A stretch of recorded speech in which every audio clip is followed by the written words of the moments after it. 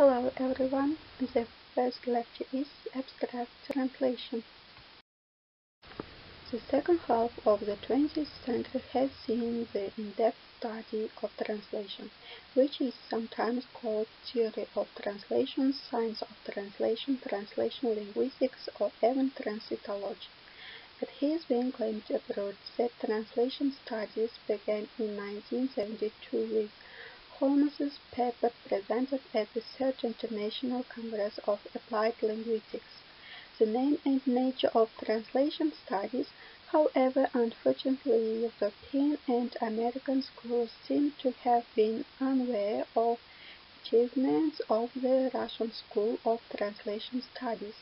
Works by Komissarsky, Schweitzer, and Fedorov and many others confirmed the status of translation studies as a discipline of its own even in the 1950s.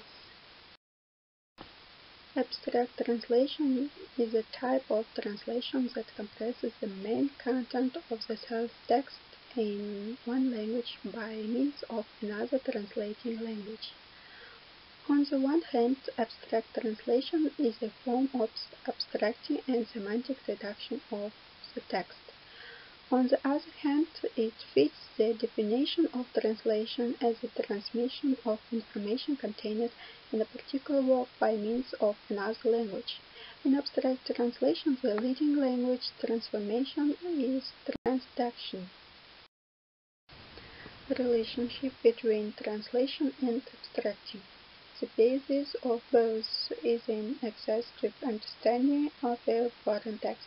A guarantee of this understanding can be the translation of the entire original, or at least the most complex and difficult to translate parts of it. The referent has a more complex task, and it is necessary to resort to generalizations and comments. A foreign literature reference must first of all be a highly qualified translator. The selection of such formulations in the text that can be considered a generalization of the topic, the main idea, the main arguments, is carried out only at the level of the entire text as a whole, only through acquaintance with the entire text will help to find the correct generalization. Translation of such generalizations should be carried out at the level of the entire free text. It is necessary to check whether the translation of this wording corresponds to the content of the entire text as a whole and only then include it in the abstract. The abstract part itself can be divided into the following elements. The first, a person document containing information about the authors, indicating their place of work, position, academic title, previously published works, etc. The second, purpose of the referred work. The third, the research techniques and methods widely known, just mentioned. Fourth, main content and construction logic. Fifth, conclusions and possible applications of the results noted by the author.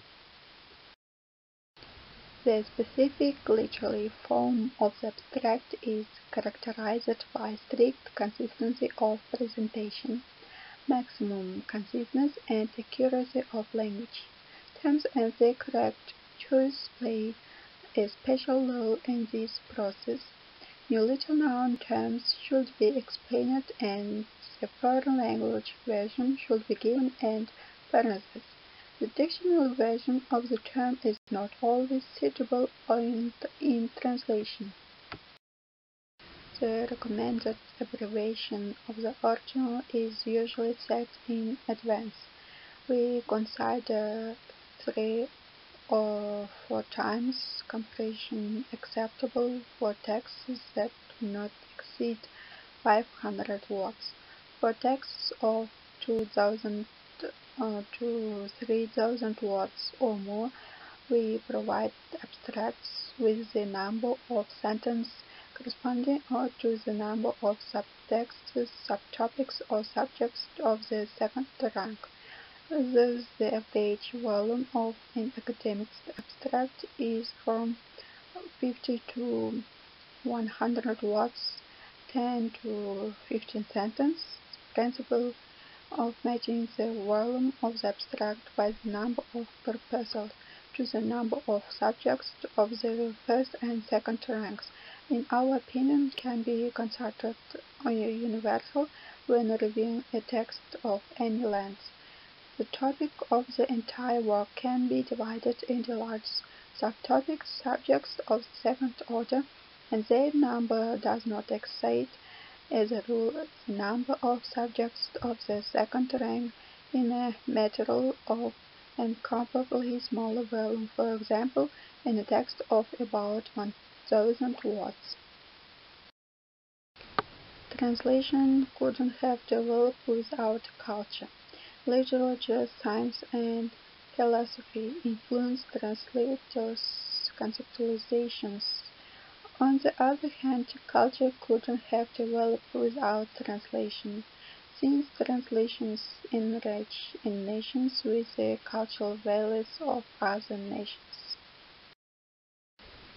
Reflection and creativity in translation. Translation reflects the source text, but it doesn't copy it. To translate adequately, a translator must use or her best to find proper means of expression. The translator bears in mind that the receptor has a cultural background other than that a receptor of the original text. Therefore, she or he has to be very resourceful in producing the same effect upon the receptor as that of the source text. Special problems arise in translating dialects, for foreign speech, puns, poetry, etc. And a translator is in constant search for new tools to solve translation problems. As with abstracting, abstract translation involves a selective approach to determining the source level of the content components of the source text. In the course of identifying the main meaning of communication, blocks of a higher level than a sentence, full sentence, and paragraphs may be omitted along with individual words or phrases. Selecting key fragments, complete or partial paragraphing of a part of selected key fragments, generalization of semantic parts of the reviewed text and their transduction in the target language, presentation of the resulting series of transductors final text, provided that the final text contains transitional elements suggested by the logic of thought development. Thank you for your attention.